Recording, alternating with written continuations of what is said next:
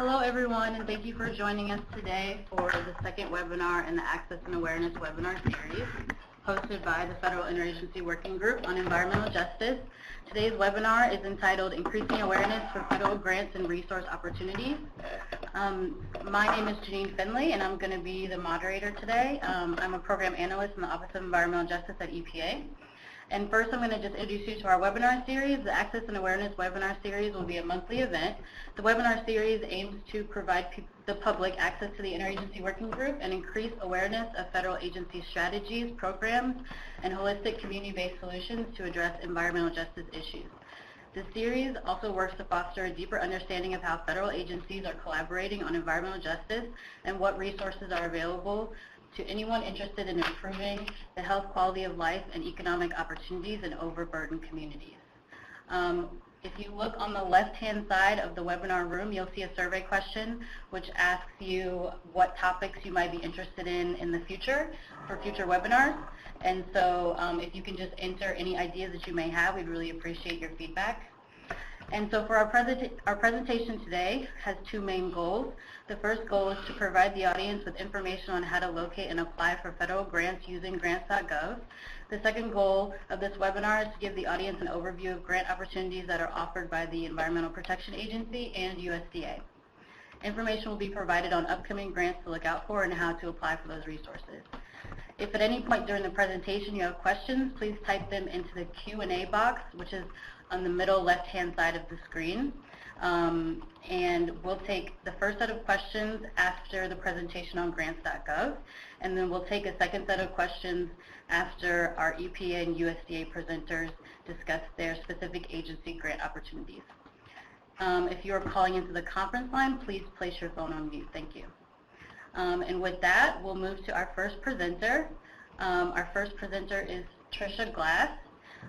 She is a program advisor in the grants.gov Program Management Office at the Department of Health and Human Services.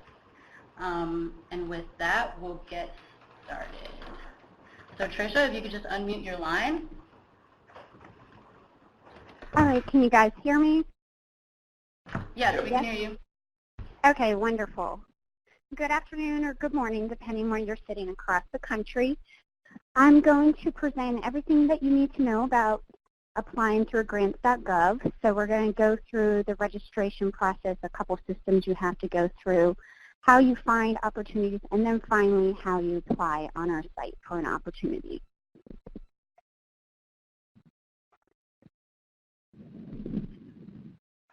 So the first big piece coming to our site is that you have to be registered to actually even apply for an opportunity on our site. So there's a couple systems that we're going to review and go through how you need to get those pre-authorizations done before you can even come to our site to register. So when you come to our site, you will see exactly this screen. For all intents and purposes, most people come to register as an organization applicant. You can register as an individual applicant, but most opportunities are specifically focused on organizations. So the registration process, you have to go, like I have alluded to, a couple systems. You will first go to Dun & Bradstreet. You'll get registered there, and that's the correct email address there for you guys. It requires your TIN from IRS and all your organization information.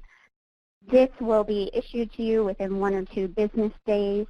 You're done. As long as everything is succinct, clear, concise, everything checks out for your organization, it will only take 1 to 2 business days. If there's any little hiccups or if there's questions, DMV will come back to you and ask those questions to confirm that you are a legitimate organization. Once you receive that DUNS number, you want to head on over to sam.gov. At this point, you're establishing that one single individual, which we call eBiz POC. That's the individual designated for your organization. It's who oversees your organization, and it's who also approves the individuals that can submit on behalf of your organization in grants.gov. When you're in SAM.gov, you're actually establishing an MPIN, a Marketing Partner Identification Number. It's a pretty big piece of information, just like your DUNS. So you'll always want to have those numbers ready and available if you ever have to have a question at SAM, or if you have to have a question to go back to Duns and Bradstreet. You need those two pieces of information. Again, in this process for SAM, as long as everything is concise and precise and succinct, it takes 7 to 10 business days for that authorization to actually happen. Again, if there's any hiccups, I can tell it could take longer. So you're looking just between these two systems, you know, over a week or 2 week marker period for just to get these two components complete to be able to come into our system and apply. So if you aren't registered yet and you know there's an opportunity coming up and you want to apply, then go ahead and start the process well in advance, because this can be time consuming. So from there on SAM, you get your organization data, the eBiz POC established, and your MPIN are all then electronically moved from SAM, and it comes transferred into our system at grants.gov. Once that's happened, you can set up your account and your individuals within grants.gov. Just as a caveat for SAM, you have to have an annual renewal every year. So they typically start sending out, I believe, emails 30, 60, 90 days out from when your expiration is supposed to happen. You can go in and renew at any time you want if you desire. But you must do that, because if your SAM account becomes expired, you no longer can apply for an opportunity within grants.gov.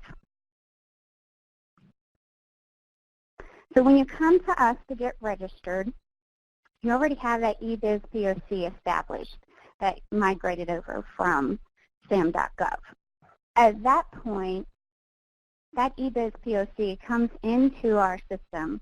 You can see the little diagram here. They start to establish and authorize the AORs, we call them, or Authorized Organization Representatives. Again, these are the individuals on behalf of each organization that can submit applications for that said organization. And you can have as many AORs as you desire for your organization, or as little as you desire. This is different than the eBiz POC. Again, the eBiz POC is linked to your SAM account. That is one only single designated individual for your SAM. The AORs is in our system, and that's as many or as little as you desire. So when you're coming to register as an organization applicant, it's very key that you enter in the appropriate DUNS number on behalf of yourself. If you don't, you can see it would cause confusion. Also, you're going to be probably more than likely associated with a separate organization that you have no clue about or even know who they are. So just make sure you don't mistype or miskey in a number for that. Just original setting up your account. So this is what will look like when you register. You have your first name, your middle, all that good stuff that's identifying you. So upon completing your registration, the AOR authorization comes from your eBiz POC. Again, that eBiz POC will receive a notification that you're trying to register. Your designated eBiz POC must then log in to confirm you actually can submit on behalf of your organization. If you sit for sometimes, because sometimes eBiz doesn't go in and check often, that you notice there's not approval, you can send an email, if you know hopefully who your eBiz POC is, to get approval and authorization within our system. Just like everything in our website, you can track everything. So you can track your status of AOR anytime just by logging in with your username and password. You'll receive a confirmation email notifying that you have been authorized by your eBiz POC to submit on behalf of your organization. So the next phase is navigating grants.gov. When you come to our site, there's a lot of areas that are very useful for applicants. The two big areas that applicants use obviously are the search feature, and then we have the applicants tab. And there's a wealth of information in there that is ready for your disposal, ready for you to use, and give you access and assistance on many different phases of opportunities, how to move through our system. So I'm going to go ahead and go through that with you guys. So here's your applicant resource. Once you click on that tab, it comes up to this. You'll see on the left-hand side, there's a myriad of resources at your disposal. It talks about every phase of the process, your registration, your organization, applicant registration, workspace feature, which is a newer feature on our website. You have FAQs, tells you about Adobe software compatibility issues. All that good stuff is right at your disposal. If you go onto the right side, you'll see grants.gov online user guide. You just click on that and it'll pop up for you. It's an actual online guide that will guide you through any questions, concerns, or little hiccups you may be having during the application process. And it goes through registration. Similar to this presentation, it has everything right there for your disposal. We also have a lot of videos that you can actually view, especially in regards to Workspace right now because it's a newer feature. They're little snippets to get you through the process to help you understand it and help you understand what you need to do. Learn Grants is a newer tab on our website as well. To me, being an applicant or even a grantor in previous life, this is a really awesome tab. It gives you so much information in regards to grants, period. Not just grants.gov, but Grants 101, eligibility. You can collaborate with people, link up with people across the country. So it's a pretty cool tool to have to your access. Again, this is everything right at your disposal in the Learn Grants tab. Things from Grants 101, introduction to key phrases, because we all like our jargon in the government, so you get those terms right there. Rules and regs, which is something very important that is always constantly changing, the Omni Circular, things of that nature, essential terms and terminology. And again, like I said, a community central location. This is a place where you could be talking to somebody across the country in Wyoming or as far as up in Boston, things of that nature. We have many ways you can subscribe to opportunities or just subscriptions, period, on our site. So you have the email notifications. You can subscribe to just a specific grant opportunity. You can subscribe to, say, the search for grant opportunities. So you see there's many ways to subscribe. At any time, you also can unsubscribe to these things if you no longer need them or if you transition to another profession, so to speak. In this particular, I know that on our site that there's some complications finding environmental justice opportunities. This would be very helpful for your community because if you subscribe to a grant opportunity that is particularly focused on environmental justice, you'll get that notification every year or if there's a change to the opportunity. So that's one way to help your search. And I'll give you some other tips and helpful hints how to help for that environmental justice component for you guys. So up next actually is searching for a funding opportunity and our latest feature forecast. So you'll see the two boxes in red. That's how most people come in and search. Most people will come in up at the top bar where it says grants opportunities and put in a keyword. You also can put in CFDA number, opportunity title, things of that nature.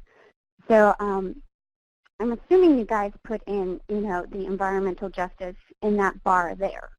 That will kick back anything that would kick up with those particular words. And I'll go through a little bit later on how you can, define your search to be very specific.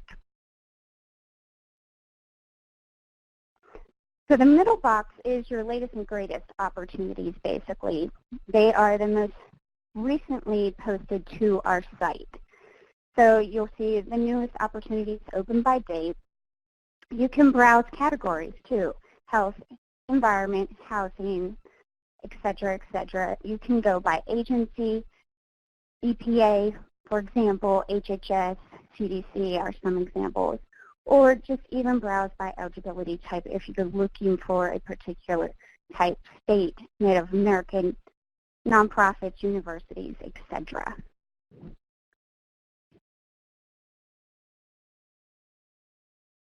So here is where you come in and you start doing all your searching for grants and everything. Again, you can enter a keyword and then just hit go, or you can enter a keyword, funding opportunity number, if you have the title or if you have a CFTA number, and then click the search button. Again, I did some research specifically just for EPA's environmental justice grants, and I noticed that the CFTA numbers run the same, so you can always put that in there. It looked like a lot of those opportunities were 66.604 or 66.306. So you can find it that way as well if your focus words or keywords are not kicking up anything. And I'll go through it a little bit more for you on the next slide. So when you select opportunity status, you're kind of looking at a couple different things here. So forecast is one of our newer features. This basically is giving you a little heads up, hey, it's a potential grant in the near future. So you will see that posted, it will say forecast in one of the columns. It's not in this screenshot, but it'll be right beside opportunity status in that whole area. And then also you have your posted opportunities. Those are your current open grant opportunities. And then it shows closed and archived opportunities as well. So you can always, open those up as well and see what was, posted a couple years ago or within the last funding cycle, things of that nature.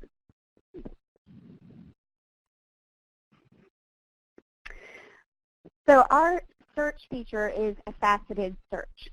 So you can drill down to be very specific. And this is showing you, as you refine your search, it narrows that scope for you. So you have the options such as, criteria as category, eligibility, funding agency, opportunity status, date ranges. And you can click on each of those on the left navigation pane to narrow that broad area. So you can see if you, click just closed opportunities, it would narrow your search just to 34. If you want to click to archive and click off of closed, then it would be, 1965 basically. Once you select your criteria, how you want to narrow your search, it will pop up everything right here for you. So it immediately refreshes for you. So you have, right here in this example, 25 out of 360 opportunities.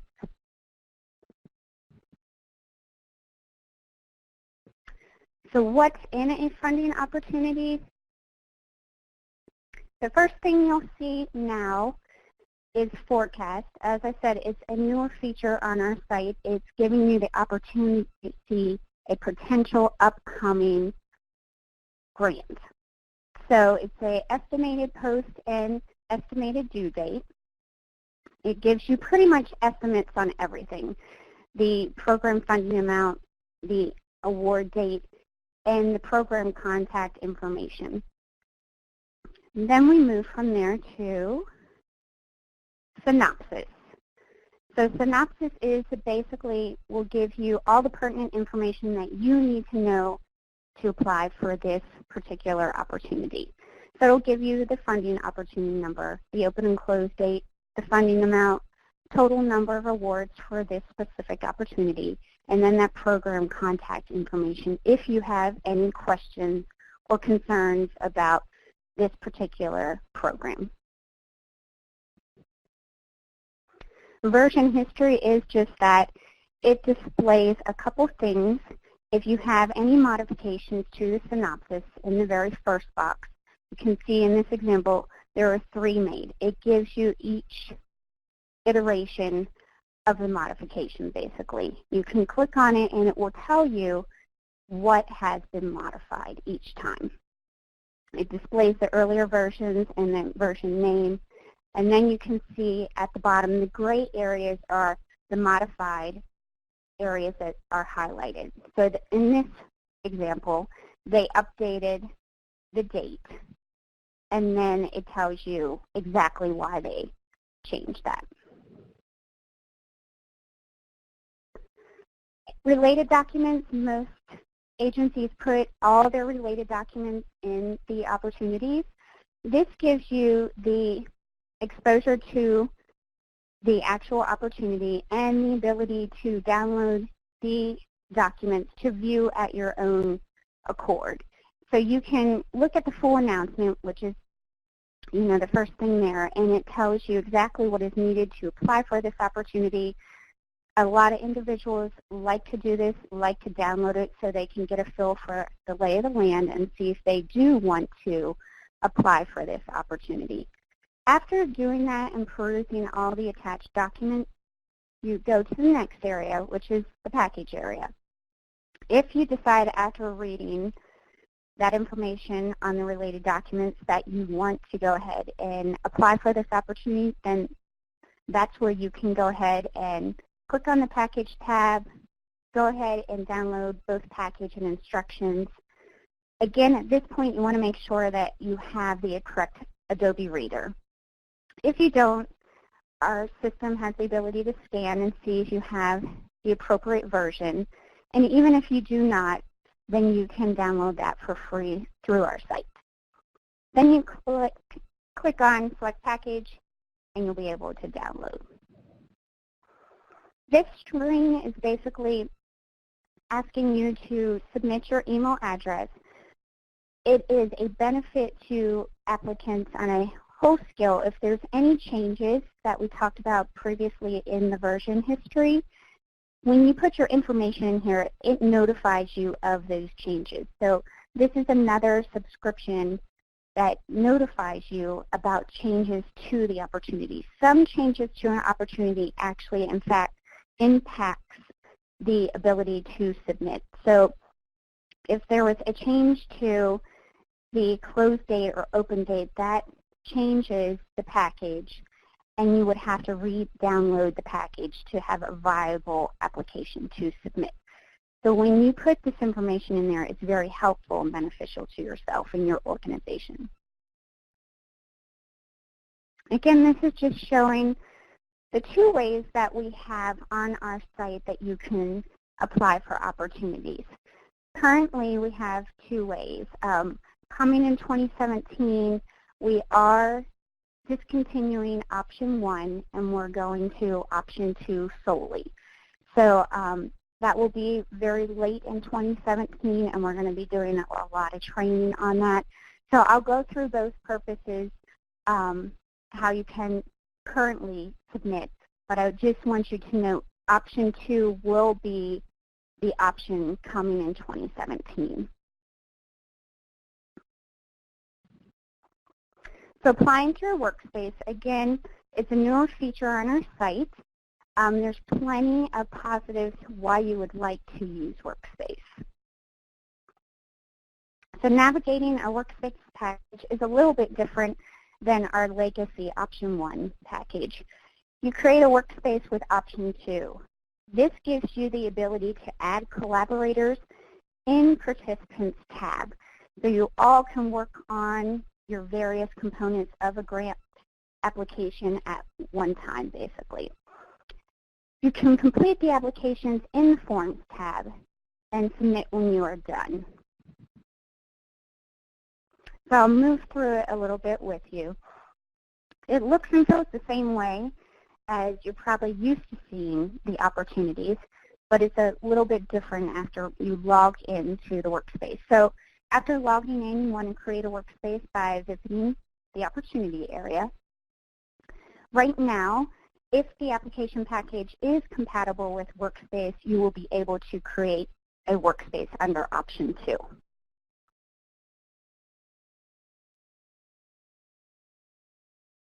The Participants tab lists the members or participants per se of the workspace who can work as a team to complete the required forms for the grant.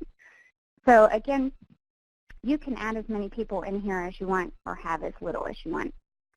You have finance people, program people, all kinds of people completing a grant application so they can go to their designated area, do their work, complete it, and wait until the next area is done. The key actions here are basically you can download a form, upload, unlock a form, lock a form. Other features which are similar to option 1, just a little bit different. You save a form, you can reuse a form, which is pretty cool because you can reuse it for the next opportunity you're applying for your organization. Cross-form validations, it's upfront, it's quick, it's not a slow process like Legacy or option number 1. And data is retained up to 3 years. So that's a pretty cool thing. You can apply for opportunities up to 3 years and it'll pre-populate it right there for you.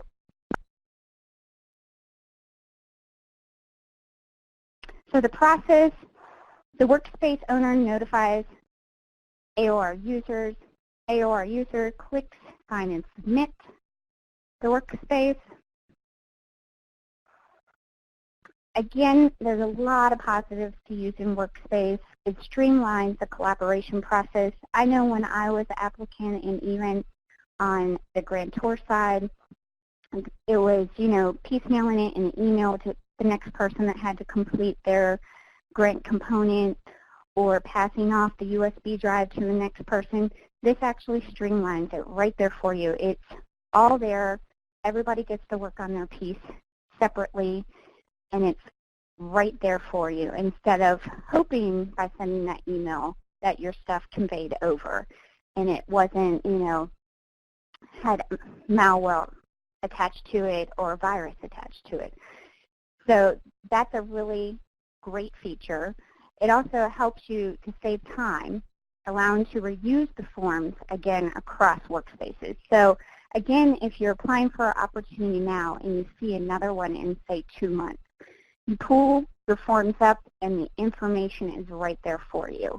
You can, obviously change the information, but it pre-populates it for you. The forms are validated when they are uploaded to Workspace. Compared to now, they're not validated up front. So it virtually eliminates that last-minute submission error. You know right then and there when you're submitting and uploading to Workspace that there's an error in a form. So you can go in and immediately correct that error.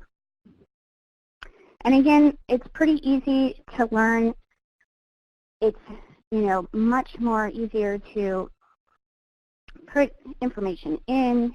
There's not as many constraints as there are in option 1 or the legacy option. So this is a lot of the resources like I was expressing earlier about Workspace. We have little snippet videos. They're not long because we know a long video probably, taxes out attention. So they're little snippets to let you know what's going on. And we have all this on our website as well.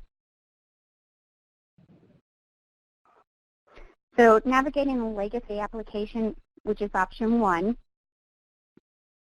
again, that will be going away, this option in 2017, late in 2017. So it's currently how most organizations submit an application. Again, you download to your own personal computer and use a single PDF, version to collaborate together. It's not collaborate, right online. This is, you download it to your personal computer and then you pass it off basically to the next individual. You complete the full application and then you upload it to our site when you're ready to submit. So when you come, it requires, again, Adobe Reader. Again, it's free on our site to scan and download if you need to.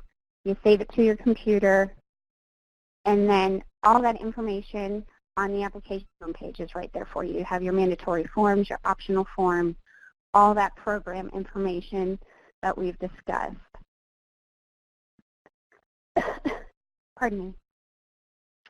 So you'll see here, these are all the mandatory forms at the top that you need to download to submit your application package. And then most opportunities have optional forms that you can download as well. All fields highlighted in yellow is mandatory.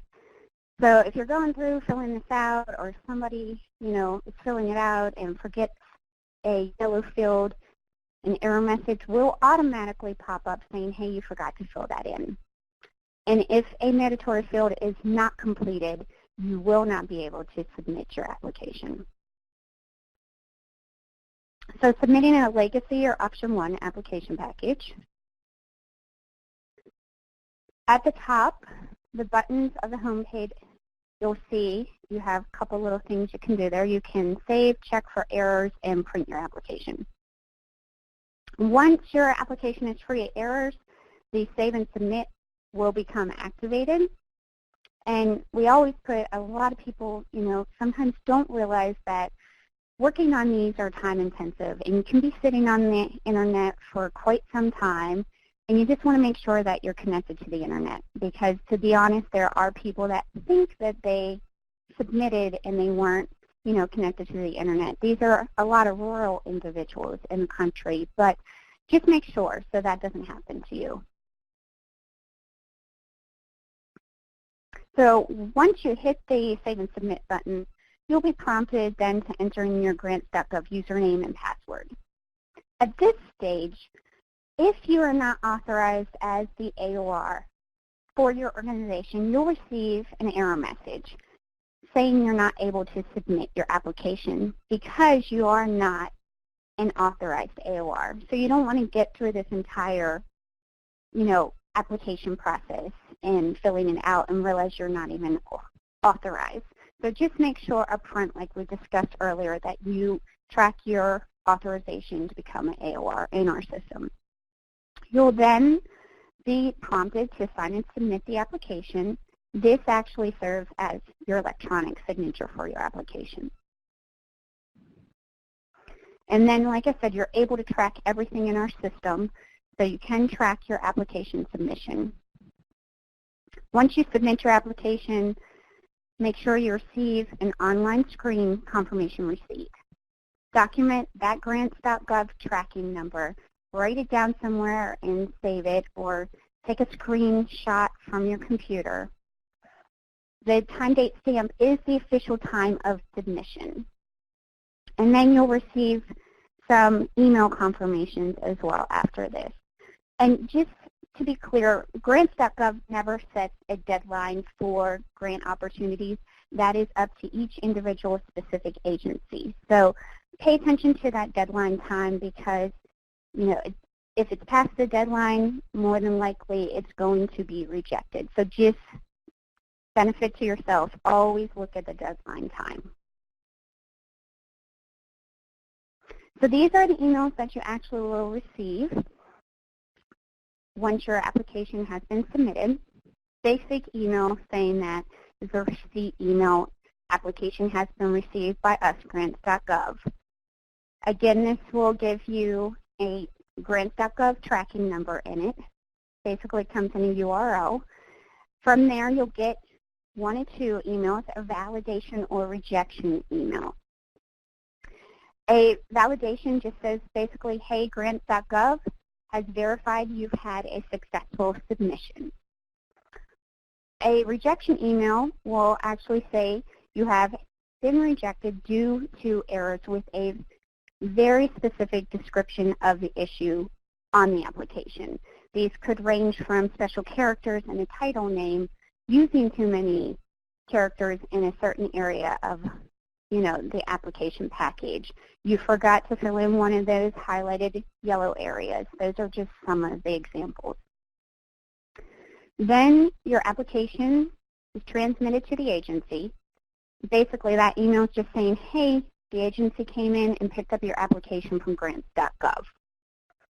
And then the last is agency emails. Basically, an agency will send out an email to you saying that they assigned a tracking number, or there's a note there for you, or other confirmation emails. Again, you can come in and track to see all these various status right here. So it's in the applicant tab, track my application. You want to enter in that grant.gov number. So basically it says grant and then there's 8 or 9 numbers after it. In this box, it will show you your status information, everything that I just went through, your received, your validated, rejected with errors, retrieved by agency, and agency tracking number assigned. So tips that we like to give applicants. For the grant proposal side, again, like I said earlier, if you aren't registered in DMV and SAM.gov, you can always come to our website and look at opportunities you cannot submit. So always make sure that if you're not already registered, go ahead and start that process now. The earlier, the better. Thoroughly read all the instructions provided by the agency. So anything is going to be right there in the funding opportunity announcement. They, will be very specific what they need. So just read those instructions thoroughly and completely. Always include sufficient program and budget details. The more information you're giving, the better it is to make a clear picture of why your organization should receive this funding. And then last but not least, we always strongly recommend filling out those optional forms in the application package. When you look at it from an applicant perspective, there's a reason why they're suggesting you complete these optional forms. In essence, it's just clarifying and saying why you're the latest, greatest, best organization to receive this funding opportunity and funding, period. So it's a benefit to every organization to complete those forms because it just makes your package that much stronger. So some tips for our side of the house. You always want to limit the file size and names and characters, 50 or less. As I mentioned, avoid special characters in a file name. Always, always, always use the correct DUNS number in the cover page. And then, again, Adobe Reader right now is always has to be compatible. So you just want to make sure that you have the appropriate Adobe Reader. We are a 24/7 shop. So we have our contact center for you guys to reach out to if you have any questions, concerns about applying for a funding opportunity, or you're in the heat of applying and something crops up that you don't, find the resources to complete the opportunity. So it's all right here, toll-free, international. We also have a web portal for you guys. It's 24/7, so any time of the day or wee hours of the morning, just call and they will be more than helpful to answer your questions. And the additional resources, like I said earlier, we have an online user guide. It answers a ton of FAQs and questions, period. We have our FAQs area, and then we have our block area too. And that's it. All right, great. Thank you so much, Tricia. So we have had a few questions come through on our Q&A box. So I'll go ahead and and read a couple of those for you to respond. Sure. A couple people were interested if you could clarify what the legacy application is. They want to know, is it an application for a grant that is applied for in previous years, or can you just talk about that a little bit more? Sure. That is our term for option 1, submitting. So we call it legacy application. We had to differentiate between the workspace feature as well. So legacy is just your option 1 of submitting right now. Option 1, how you currently probably utilize grants.gov, will be discontinued in 2017. So there will be no more legacy submissions or packages. Okay, great. And then that actually feeds into another question, which was clarification on option 2. Clarification, do you have any more So it sounds info on that one? So you were saying that the first option is going to end in 2016, and then option 2? No, 2017. Okay. So, yeah. And Go so, ahead. so option 2 will go from 2017 and beyond. Yes. Applicants now, you guys can go ahead and utilize Workspace. It is there. Like I said in the presentation, if an opportunity has the ability for Workspace, you'll see option 2, Workspace Live, when you go to that package area. So you can use that now. It actually probably would be beneficial for you to get in there, see, look, feel. If you have questions, that way you get behind, the curve and utilize it now versus waiting till we discontinue option 1. Okay, great. And another question had to actually do with the workspace that you just mentioned, and so they just want to know, is the workspace a place where the grant team uploads the required documents for the grant application, and is the application here too? Yes. So when you go into Workspace, all the documents are sitting there. You actually work on them in Workspace. So you can download them to your computer as well. Okay, great. Just scrolling through some of the questions.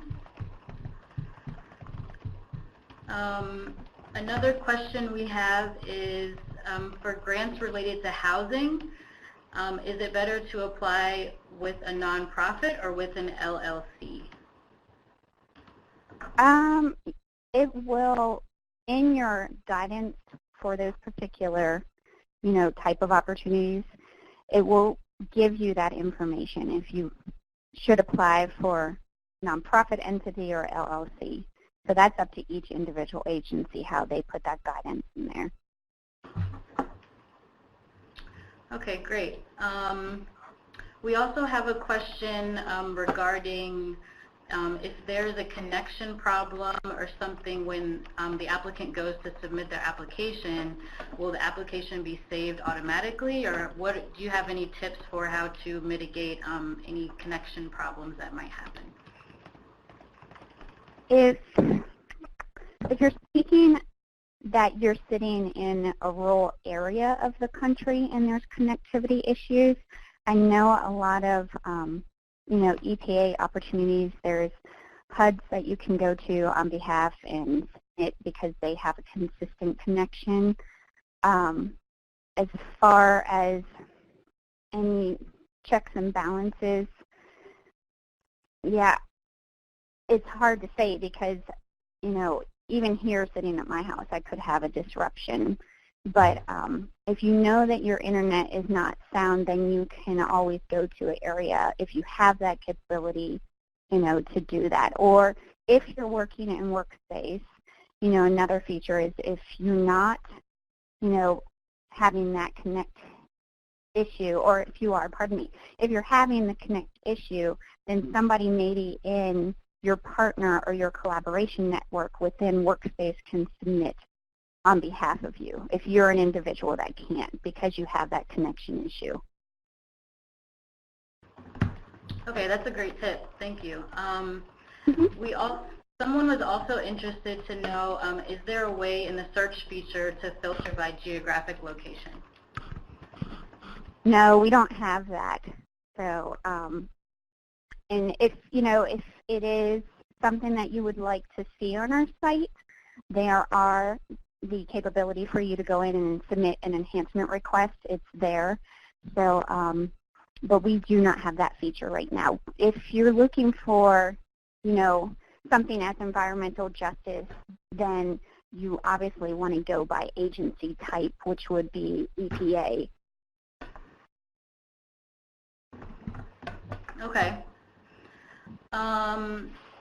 So another question is, if we receive a rejection email, is that fatal to the application, or if it is a de minimis, can that be corrected?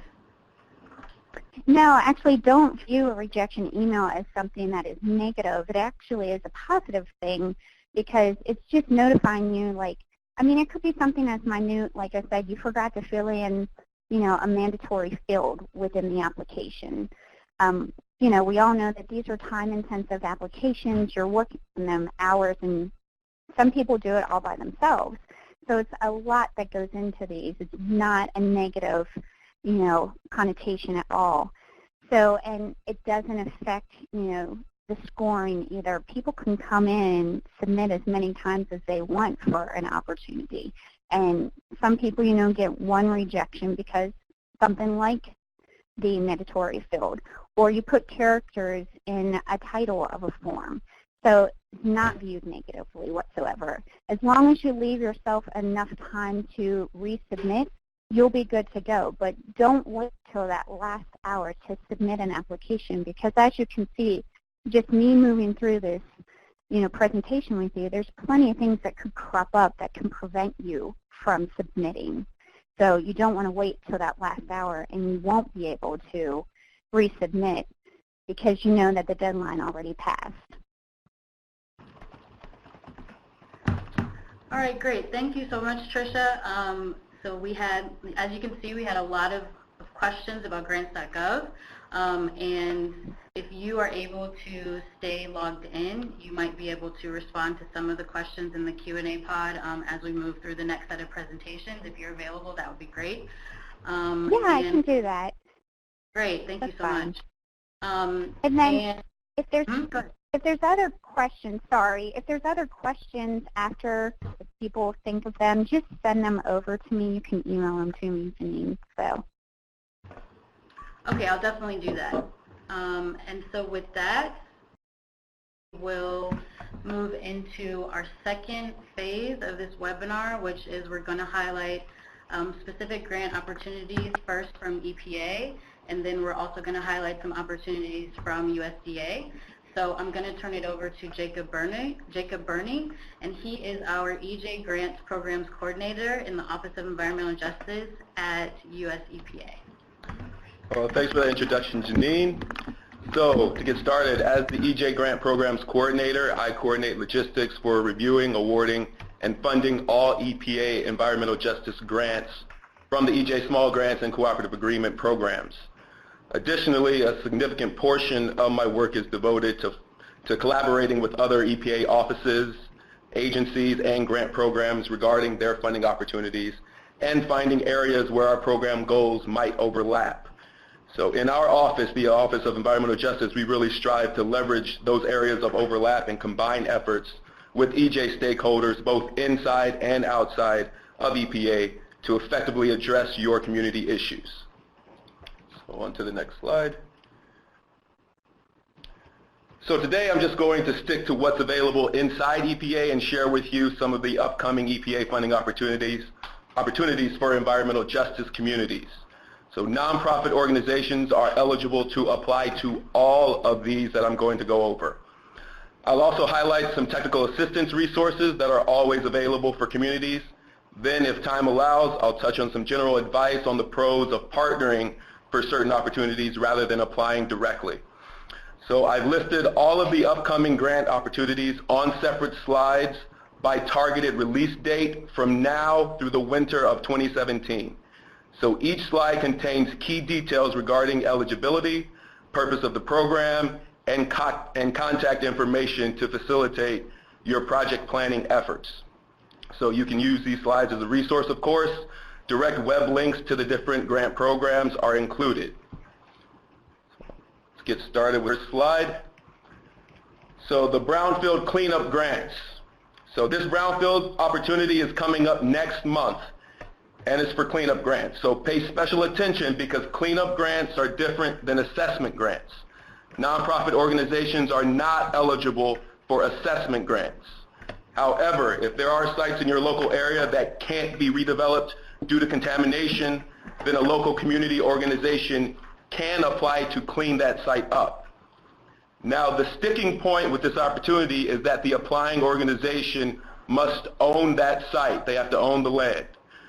So, if there are contaminated sites in your area that meet the definition of a brownfield, which in a nutshell means real property that can't be reused due to hazardous substances and contaminants, then definitely find out who owns that land, if you don't, and contact them to see what they're planning to do with the area. Afterwards, you can see at the bottom of the slide, you can contact Jerry, and he can help make sure that the site that you're targeting, if you decide to apply for the opportunity, is eligible for that cleanup opportunity and that grant. Now, for some logistics, these grants are for $200,000 each, and the project period is up to 3 years. So approximately 60 grants will be awarded. And these awards are technically cooperative agreements, which differ slightly from grants based on the increased involvement and oversight by EPA. Okay, so to the next opportunity. The Environmental Justice Small Grants. Now this opportunity is targeted for this November and is for the small grants. I am the main contact for this opportunity, Jacob Burney, so you can direct all your questions to me. So my contact information is of course at the bottom there. So the EJ Small Grants are for $30,000 each and are for 1-year projects, 1 year. Now the primary purpose of an EJ Small Grant must be to help the community understand and address environmental justice and or public health issues at the local level. Now, 40 small grants will be awarded with 4 per EPA region. There are 10 EPA regions. Now, in 2015, we focused on projects that dealt with climate change and climate resiliency. For this round, we're going to focus on projects derived in underrepresented states and from new grantees. So our definition of underrepresented states are states and or territories where 3 or fewer EJ grant projects have been performed since 2012. So in the RFP, I'll provide a listing of all the states we've determined to be underrepresented. So my advice is if your organization hasn't received an EPA EJ grant since 2012 and you're from one of the underrepresented states that you'll find in the RFP, then definitely do apply, because this year we are focusing on you. Next opportunity. This is another Brownfields opportunity. It's the Environmental Workforce Development and Job Training Grant. So this is slated for November 2016, so just a couple months away. This awards are for up to $200,000 each and cover a 3-year project period. So approximately 20 cooperative agreements will be awarded here. These awards focus on developing workers who live in areas affected by hazardous and solid waste and putting them in jobs where they can work directly to combat the very harms that are affecting their community and the environment at large.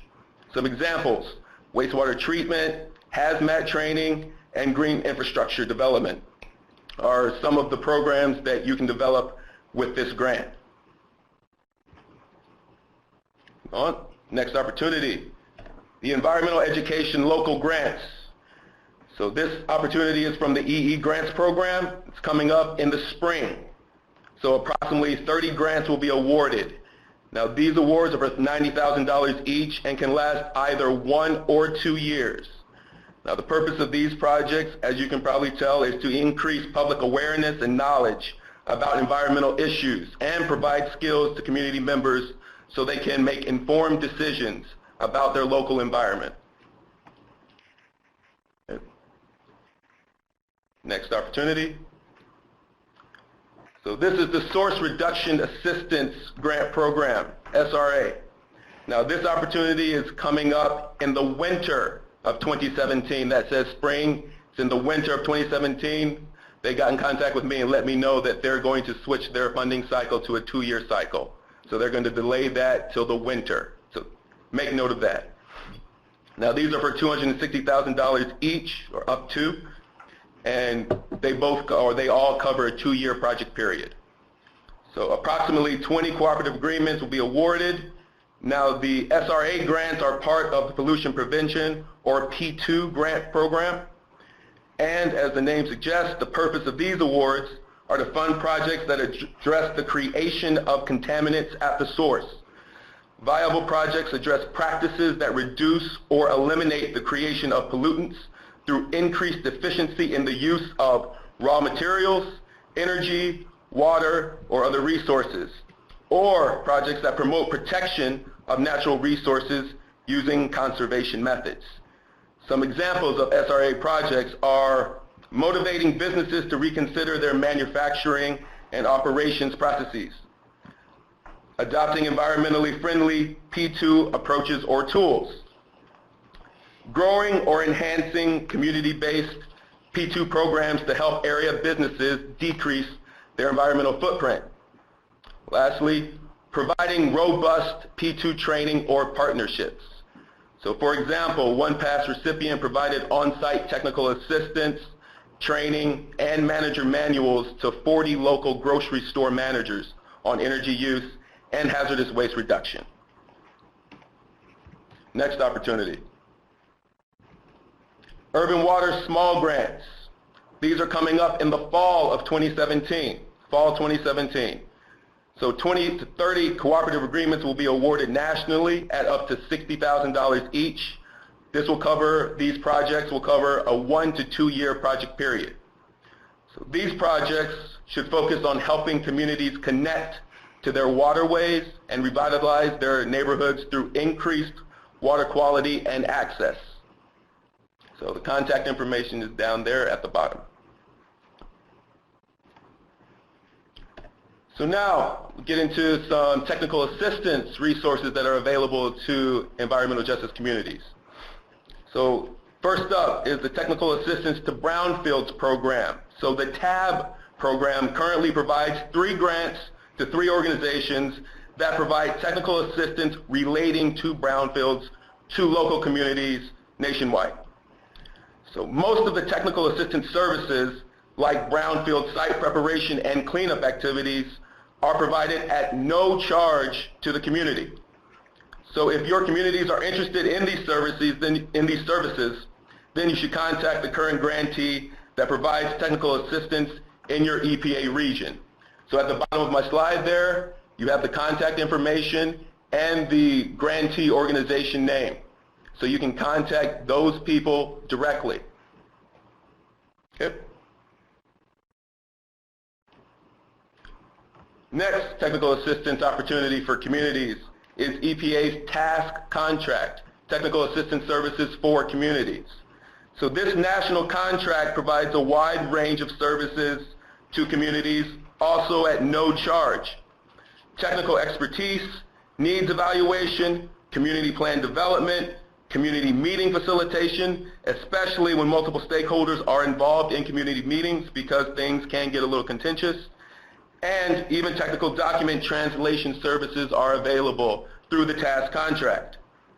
So the purpose of this technical assistance is to support community efforts to get more involved and work productively with EPA to address environmental issues. So if you are interested, please contact your regional task coordinator. It's provided there at the link at the bottom of the slide. Okay. And quickly, we'll just go over partnering versus applying. So especially just going back to the opportunity for brownfield cleanup grants, where an applicant must own the brownfield site that they are proposing to clean up, sometimes partnering with an applying organization is more advantageous than applying directly. like partnering with the owner of the brownfield site that you want to clean up. So overall, as a partner, the work you would be required to provide to the project would be smaller in scope and is provided to the applying organization via contract directly. So just take into consideration that starting smaller as a partner might be a good alternative for some of the opportunities you see coming your way over the next year or so. So thank you very much. That's what I have for EPA and opportunities for environmental justice communities from now through winter 2017. Great. Thank you so much, Jacob. And just a reminder to everyone, we'll be taking questions at the end of the next presentation, which is going to be from Mr. Gary Bogie. And he is a senior level program and policy advisor in the Office of Rural Development, Rural Utility Service at USDA. And please input your questions into the Q&A box, and we'll be able to take those questions after Gary's presentation. Thanks. Thank you, Janine. I'm going to go through a big, broad spectrum of the many programs that rural development provides through the U.S. Department of Agriculture. And I look at environmental justice from a lens that's more expansive, not only the environmental issues and the health issues that may arise, but economic issues for your organizations and your communities. So this is going to go really fast, so just be aware I'll stop at certain slides to talk about grants. I have 65 grant programs, so in a 10-minute period I couldn't do justice to any of them. So I think if I paint a broad picture, you'll kind of get the storyline. Just this first shot is that there's a lot of other things that happen in the Department of Agriculture, including our safe food, our food nutrition, our supplemental assistance programs. A lot of that could be available for your communities through USDA. You want to make a sales pitch for that. Our mission, though, is to provide prosperity and keep economic wealth in rural communities. So I'm talking specifically about rural communities. I've got 3 program areas: rural utilities, rural housing, rural business and cooperative services, and I'll be going through those in detail. We deliver our programs through our national office. So if you go to usda.gov and you type in the search block, Rural Development State Offices, you'll get a map. You can click on that map for your state and you'll get the number of offices out there. We have almost 500 offices throughout the country. We have 3,700 employees whose mission is to get these programs out to you and your constituencies and communities. We do guaranteed loans, direct payment programs, and grants. And I'll talk a little bit about all of those in different layers. Just a little bit of history. We've been doing this for a long time, so you'll be hearing some big numbers here. On the right side, I want to point you to every 5 years, Congress weighs in on what rural development does through what's called the Farm Bill. So if there's something you see that you can't take advantage of us because legislation, you have an opportunity to meet with your congressional representatives and try to get things changed every 5 years. We've just done that in 2014, so planning ahead would be very good. There's some happy people who have enjoyed our programs, even that gentleman on the electric line there. We were started from an environmental injustice in that our urban cousins were getting lots of services and lots of federal assistance, and the rural cousins were not. So that started this environmental justice, and this is just an environmental damage slide here. You could see the Dust Bowl, and you could see out-migration. If you had services, you were providing, it was very labor-intensive way of life. If you had services, they were very weak, they were very poor, and so through what we call the New Deal, we were authorized by Congress to go reach to those rural areas. There was no economies to go there. The companies in the cities wouldn't go there because there was no return on investments. There was no big loads, so the government had to step in and correct the market. In the utilities programs, we do electric, telecommunications, and water and environmental programs. Water and environmental programs are very specifically focused for EJ communities, but some EJ communities may not have good electricity or reliable telecom or broadband services. We cover 80% of the country is rural, so most of the country is part of our target group. This is just part of the electric program. In the electric world, if you live in rural America, you're part of a cooperative. You own the electric system with your neighbors. You're probably getting low-cost service because of our programs. What it takes, though, is local leaders. So it takes folks like you to go to our offices and explain the needs of your community to our representatives there. They live there as well, and they want to help you put these programs together. So we require that local leadership. Our electric program has been very successful, as you can see through some of the statistics here. We have renewable energy, energy efficiency and conservation programs, and what we call a high energy cost grant. That's the only it's not a large grant, but it's a grant in our electric program. That's for folks whose electricity bill is over 275% of the national average. It's a very competitive grant. It usually reaches the outskirts of Alaska and Native communities. We've been doing this for over 80 years. We have a $43 billion investment in rural America, and it'll help me now to explain a little bit. We've got about $2 billion every year in grant-type programs. But our organization, not just the electric program, but all of our organizations invest about $39 billion a year. So that's why I'm talking about loans as well and showing you some of those loan opportunities. We have a telecommunications program with a bunch of opportunities there. I'll specifically focus on that in a minute. Again, some of the same type of ideas, low cost interest rate. We're about broadband and trying to get broadband out there now. We have an infrastructure program and a specific broadband loan program. The grants programs that we have are distance learning and telemedicine, so we can connect you up to larger communities if you're in rural areas, or if you're in a larger community, you can connect with your rural cousins. And we have a Community Connect grant. If you don't have broadband service in your community at all, we can provide that first pipeline into that community. We've been doing this again for a long time, and we've got about $5 billion invested in telecommunications systems. Our water and environmental programs is a very vast program, and we have a particular set of organizations. I'm going to call them our circuit riders. If you contact our state offices, they can connect you with water experts, and those water experts are being paid by us to come to you and help you put your water or environmental plans together. So it's a big service that we provide throughout rural areas, and I don't think a lot of people take advantage of it. There's no grant application to make for that. You just go visit our offices and say, we need some technical assistance, we need some help in defining our water needs, and we have experts around the country that will help you do that. We are focused on replacing water and public water systems and sewer systems, and we could do the drinking water, sanitary, solid waste, drainage, planning, and all the rest. Again, we've been doing this for a long time with a $12 billion portfolio in just water. Here's the page you're going to look at here. There's 18 different grant opportunities from just rural utilities, 18 of the 65. The grants are very highly competitive, and so you should keep them on the radar.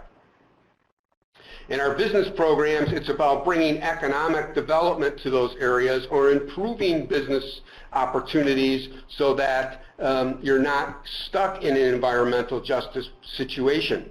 So we've got a lot of programs here to build businesses. This is an eye chart. It's an eye chart on purpose. We can invest in any kind of business. So you'll see the larger ones here are manufacturing, but anything that a rural community needs, any private sector, for-profit company could come and get support from us, like the SBA type work. We do it just in rural areas. We provide financial support for sustainable energy development, so we have renewable energy programs, anaerobic digesters, a lot of energy efficiency improvements, solar and that type of work for your organizations and for your communities. Here's another slide on our Rural Energy for America program. Has loans and grants that we put together to try to get energy use and energy efficiency and help in your environmental challenges. We have cooperative programs, and that's just a plug for those organizations that want to get together and form cooperatives. That means they're owned by the people that they serve. And this next slide gives you the idea of the kind of companies that were created under rural development. So you've got Cran Raisins and Southern States and Sunkist and Land of Lakes. All of these organizations were developed from small cooperatives in rural development programs. Again, here's another series of cooperative grants. So we have economic development grants. We have certain grants on, like the Delta Regional Authority grants focused on areas. Again, if you go through this, you'll see that we have another 14 grants just from our cooperative programs. Actually, they have 23 grants in business and cooperative programs. Housing programs, it's about improving that quality of life, allowing folks in rural areas to own or to have access to low-cost rental. Very modest programs. We have a single-family direct housing loan programs. These are for people who do not qualify to go to the banks. We have a guaranteed loan where we work with banks. We put out about $20 billion a year to help support rural living in rural areas. We have community facilities programs, which is another broad-based program. Anything that's owned by the community could be funded through our community facilities program. So we have schools, hospitals, daycare centers, fire and police and safety, could be a port authority, could be some environmental walls or preparing for rising sea levels, that type of work. If the community owns it, we can help support it. You'll see the areas that we try to focus on here: schools, public safety, hospitals. We have direct loans, guaranteed loans, and grants for our community facilities. So again, the grants are very competitive. There's a very small amount. And the plug here is that part of a loan package is that it helps cover costs. So let's say we're putting in an update to some of your water systems. We try to provide a loan grant combination, mostly in our water programs, but also in community facilities, that makes that system affordable for you. And you'll see here that in our housing and community facilities program, we have 19 different grant programs. We are focusing on various areas of the country, so we have 23 what we call strike force areas. That means that just not rural development is going at and making investments there. We've got the Farm Service Administration and the Natural Resource Conservation Service. Again, we are this broad organization. We focus on rural areas. We want to build partnerships with your communities, your residents, your visionaries, and your local bankers. We have people on the ground. We have technical assistance for you. We might want to do a whole webinar just on rural development and get into all of those programs. But with that, I'll give you my contact information here. Feel free to contact me for a copy of these slides or for a workbook that will show you all the requirements, all the eligibility requirements. I want to thank Tricia for putting on the grants.gov, because if you go out there and search, environmental justice won't be your primary search for my programs, but rural will be, or rural development or economic development will be the type of search that could get you to our resources. Great. Thank you so much, Gary. And so with that, we have some questions that have been input into our question and answer box. So we'll go through a few of those before we do our closing remarks. So one question that we have was for a contact related to the task opportunity. And I just want to remind everyone that The contact information is in the presentation slides for all of the grants that we've talked about, and the presentation slides are available for download right now at the bottom of your screen. If you just look at the box on the left-hand side of the screen, you can download both of the presentations that we've had today. So with that, I'll go to the next question.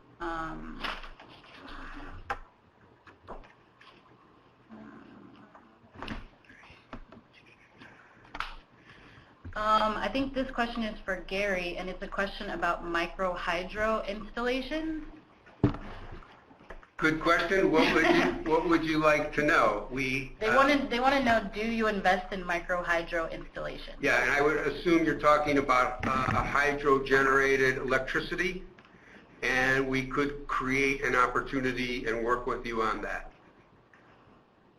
If that's not exactly what you wanted, a hydroelectric generation, please clarify in another question or send me an email. Great. We have another question. They want to know what programs are available for Alaskan tribes and or organizations. All of our programs are available for Alaskan tribes because most of those are in rural areas. And we have a very big footprint and a state director and several offices in Alaska. I've mentioned some of the grants, like for example in our water program there's a specific set aside for the Alaska community. Now this is Jacob Burney. For EPA brownfields opportunities, Alaskan tribes are not eligible. This is statutory based on CERCLA, so Superfund. So for an Alaskan tribe to apply for EPA brownfields, no, they are not eligible. Thank you, Jacob. And Jacob, I have another question for you. I think this is related to the brownfield opportunity. The participant is asking, you mentioned that the land must be owned, and they want to get clarification on, does that have to be owned by the NGO that's applying, or can you clarify that a little bit? Yep, that land for the cleanup grant, that land must be owned by the applying organization. So if your organization owns that brownfield site, then you are eligible to apply.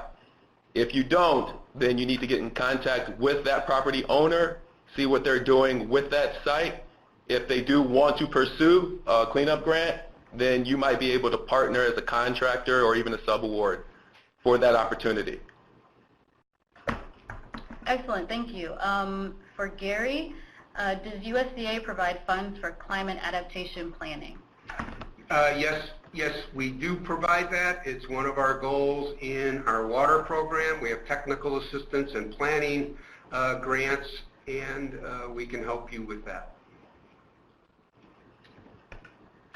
Okay, great. I should mention, outside of rural development, there are other Natural Resource Conservation Service and Forest Service programs also specifically focused on climate. Thank you. Another question for you, Gary.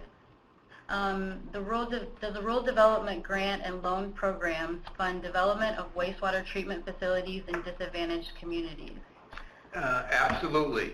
Our water program has a 10,000 population limit. That's how we define rural for the water programs. In our community facilities program, it's a 20,000 population limit. And again, like I said, we could send in some free circuit rider folks to come in and help you put your plans together. Great. This one is for Jacob.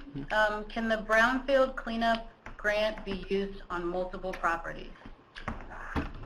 From the solicitation, an applicant can only apply to clean up 3 brownfield properties in the area for one opportunity. So in your application, you can propose 3 different brownfield sites for your project. Thank you so much. For Gary, is there a housing grant available to acquire properties to renovate and sell in rural areas? I'd have to think about that one. obviously, we're trying to provide you a home and provide people homes to live in. I imagine you can partner with folks for renovation and for marketing. But I would suggest that you call our state office, ask for the housing expert in that area, and they'll help you through the process. Okay, thank you so much. So we only have 5 minutes left before we're going to wrap up, and we don't want to go over time. So I also just want to draw your attention, like I said previously, if anybody has follow-up questions, there are resources in each of the PowerPoints where you can go to find more information. And if you have follow-up questions, you can email me, which is, my email is in the notes tab, and we'll try our best to get back to you on those questions. And I just want to draw your attention to upcoming events for 2016. We have an opportunity to submit comments on near-port capacity building tools that are being drafted, and the link for that initiative is on the screen.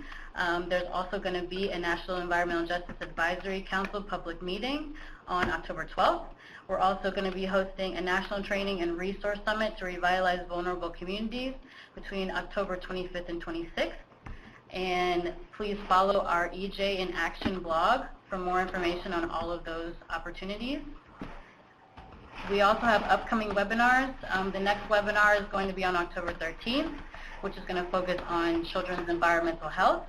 And the November webinar will be on the 10th, and it's going to be focused on lessons learned from collaborative place-based initiatives. And like I said in the beginning, this webinar series is going to be a monthly event, and it's going to be held on the second Thursday of each month. And so we'll be coming to you every month with more information. And please follow our EJ listserv for announcements on each of the webinars. And lastly, like I said, please stay connected with us through the EJ listserv. Follow us on Twitter. And for more information about the Environmental Justice Interagency Working Group, please visit our webpage. And with that, I thank everyone for your attention, and we appreciate your participation. And like I said, you can download our presentation materials at the bottom left-hand side of the screen. And before you log off, if you want to answer our survey to provide us with feedback about what topics you would like us to cover for future webinars, please do that. And thank you so much, everyone.